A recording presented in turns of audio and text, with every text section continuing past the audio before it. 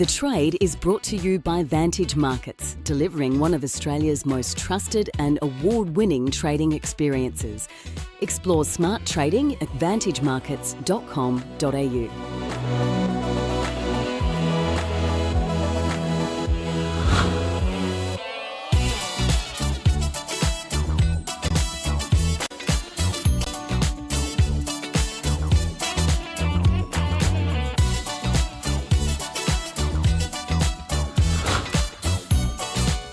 Welcome to The Trade. Before we get into the charts, let's just bring you up to speed with what is happening. Asian markets are rallying after Trump's tariffs hit a court hurdle. A US federal court has blocked President Trump's Liberation Day tariffs from going into effect. Now, it's ruled that the president overstepped his authority by imposing across-the-board taxes on imports from nations that sell more to the US than they buy.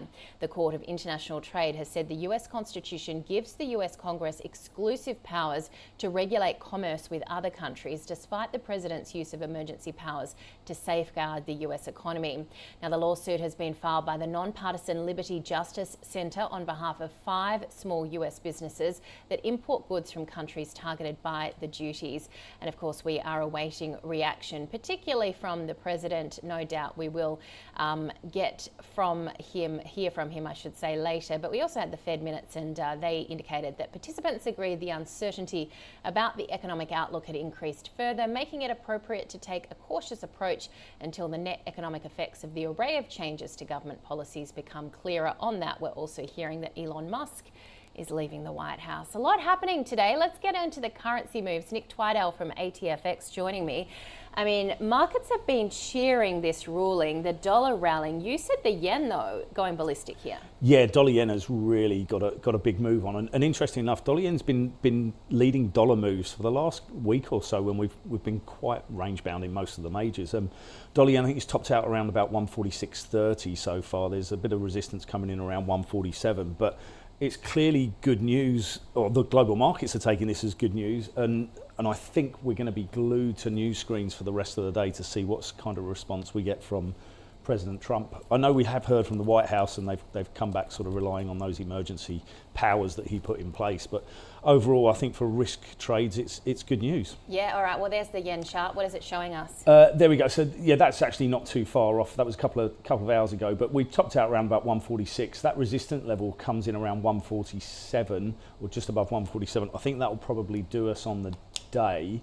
But overall, I think we're going to be looking to sell haven. So we're going to sell yen, we're going to sell Swiss, and probably gold as well. Gold's had a good move to the downside. And it's kind of back to buy dollars, wear diamonds. Yeah, all right. However short term that may be. Yeah, always. Diamonds are always good. All right, what about our dollar, the Aussie dollar, because that hit a 6-month high earlier in the week? Yeah, that did. So that topped out just above that 65. There was an earlier high on the year around 65.15. It got up to 65.37, I think, and we're back down a big figure low. Now, the Aussie's actually held up relatively well in this environment, despite the dollar going higher against euro and dollar and the yen and Swiss. And that's probably because you've got this kind of confusion with Aussie dollar traders at the moment. Good news for the global economy generally tends to be good news for the Aussie, but also at the moment, the way the market's reacted, it tends to be dollar positive as well. So we've actually held in really nicely, and probably the way to play the Aussie at the moment is to buy the Aussie on the crosses. So we've already seen a good move this morning on that. So keep an eye on the Aussie. I think there's some downside coming probably later in the day once London comes in. But it's holding in there nicely, and it's probably going to be a buy on dips on the crosses for the while this good news lasts. Absolutely. All right. Well, speaking of when London comes online, what are we seeing with cable? Cable's also seen a bit of dollar buying come through, and once again, cable's been accelerating to the top side. There's the chart. These are daily charts as well, so they're very much a longer term aspect. And even though we've seen good buying from the trend that we've seen from earlier in 2025, we're still very much in an uptrend for cable. So I think we'll get buyers on dips. It will be a dollar story today, there's no doubt about it. Yeah, absolutely. I mean, it's absolutely fascinating what is happening. Just when you think things are calm, something else happens from the White House. It's excited us all, It hasn't is exciting. I should just say that we have had a White House spokesperson say that US trade deficits with other countries constitute, quote, a national emergency that has decimated American communities, left their workers behind and weakened their defense industrial base. Facts that the court did not dispute. So this is going to keep going, isn't it?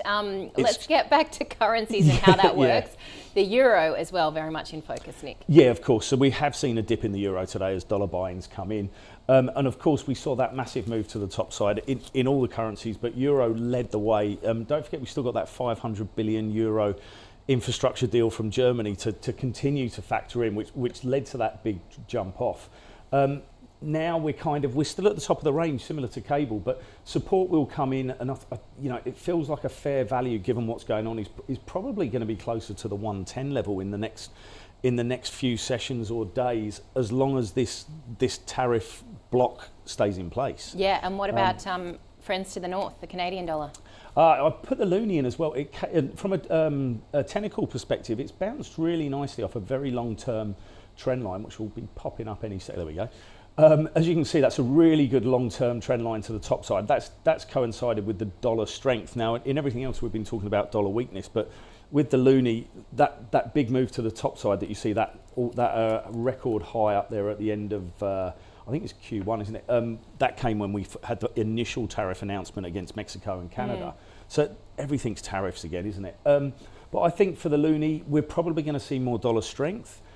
Keep an eye on what's going on. They've still got, when you look at the fundamentals in Canada, things are still not looking particularly great over there. Unemployment's running really high, and they've still got, and inflation's coming down. So looking at the Bank of Canada, they've probably got some work to do there as well. But great times to be trading. We're actually seeing some moves. As you said, the last week it's been very quiet. Yeah, but let you get back to your desk, Nick. A lot happening. Nick Twidell there from ATFX as we respond to this news from the federal court blocking Trump's tariff, saying that the president exceeded his authority. It'd be interesting to see what Donald Trump has to say or post on X about that. That does it for this edition of The Trade.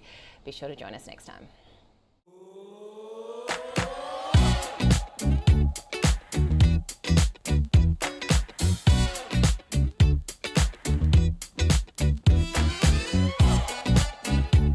The Trade was brought to you by Vantage Markets, delivering one of Australia's most trusted and award-winning trading experiences. Explore smart trading at vantagemarkets.com.au.